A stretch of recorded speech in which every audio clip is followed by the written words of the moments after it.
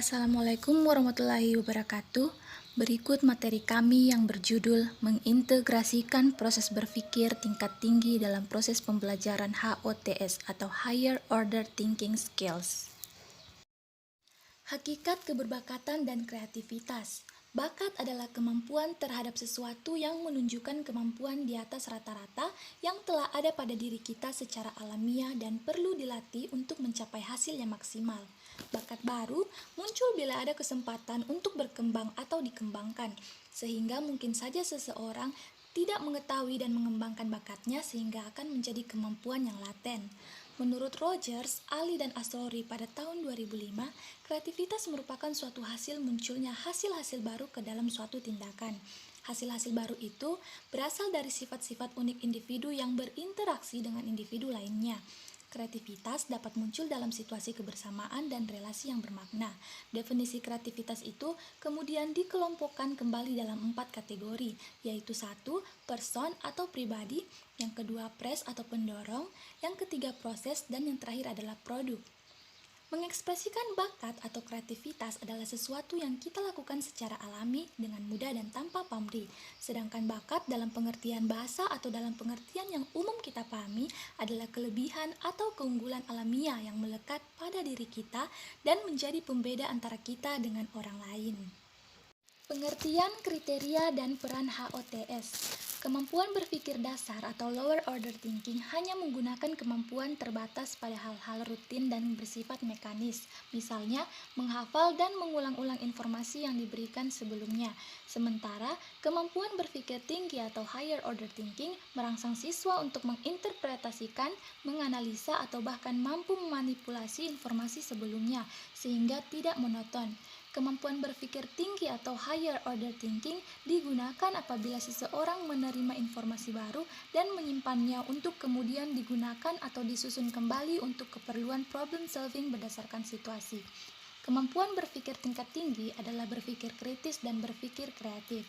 Berpikir kritis merupakan salah satu proses berpikir tingkat tinggi yang dapat digunakan dalam pembentukan sistem konseptual siswa. Berpikir kritis adalah cara berpikir reflektif yang masuk akal atau berdasarkan nalar yang difokuskan untuk menentukan apa yang harus diyakini dan dilakukan. Berpikir kritis sangat tertib dan sistematis, serta ketertiban berpikir dalam berpikir kritis. Dengan demikian, HOTS memberikan dampak pembelajaran bagi peserta didik maupun pendidik, yaitu 1. Belajar akan lebih efektif dengan higher order thinking. Yang kedua, meningkatkan kemampuan intelektual pendidik dalam mengembangkan higher order thinking. Dan yang terakhir, dalam evaluasi belajar dengan konsep baru ini, pendidik harus selalu menyiapkan soal pertanyaan yang nantinya tidak dijawab secara sederhana. Karakteristik HOTS. Menurut John Klein pada tahun 2012, ia menyatakan karakteristik HOTS sebagai berikut. Characteristic of higher order thinking skills. Higher order thinking skills encompass both critical thinking and creative thinking. Artinya, karakteristik keterampilan berpikir tingkat tinggi mencakup berpikir kritis dan berpikir kreatif. Berpikir kritis dan kreatif merupakan dua kemampuan manusia yang sangat mendasar karena keduanya dapat mendorong seseorang untuk senantiasa memandang setiap permasalahan yang dihadapi secara kritis serta mencoba mencari jawabannya secara kreatif, sehingga diperoleh suatu hal baru yang lebih baik dan bermanfaat bagi kehidupannya. Berdasarkan Kemendikbud pada tahun 2017 secara rinci memaparkan karakteristik soal-soal HOTS sebagai berikut. Yang pertama, mengukur kemampuan berpikir tingkat tinggi. Yang kedua, berbasis permasalahan kontekstual. Yang ketiga, tidak rutin atau tidak akrab. Dan yang terakhir adalah menggunakan bentuk soal beragam. Langkah-langkah penyusunan soal dan implementasi HOTS. Penyusunan soal-soal HOTS menurut Iwayan Widana pada tahun 2016 dan Kemendikbud pada tahun 2017 terbagi atas 5. Yang pertama, menganalisis kompetensi dasar yang dapat dibuat soal-soal HOTS. Yang kedua, menyusun kisi-kisi soal. Yang ketiga, memilih stimulus yang menarik dan kontekstual. Yang keempat, menulis butir pertanyaan sesuai dengan kisi-kisi soal. Dan yang terakhir, membuat pedoman penskoran rubrik atau kunci jawaban.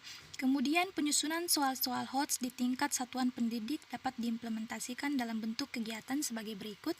Yang pertama, kepala sekolah memberikan arahan teknis kepada guru-guru atau MGMP sekolah tentang strategi penyusunan soal-soal HOTS. Kemudian wakasek kurikulum untuk masing-masing MGMP sekolah yang memuat antara lain uraian kegiatan, sasaran hasil, pelaksanaan, jadwal pelaksanaan kegiatan. Kepala sekolah menetapkan dan menandatangani rencana kegiatan dan rambu-rambu tentang penyusunan soal-soal HOTS. Kemudian yang ketiga, kepala sekolah melaksanakan kegiatan sesuai rencana kegiatan. Yang keempat, guru MGMP sekolah melaksanakan kegiatan sesuai penugasan. Yang kelima, kepala sekolah dan wakasek kurikulum melakukan evaluasi terhadap hasil penugasan kepada guru atau MGMP sekolah.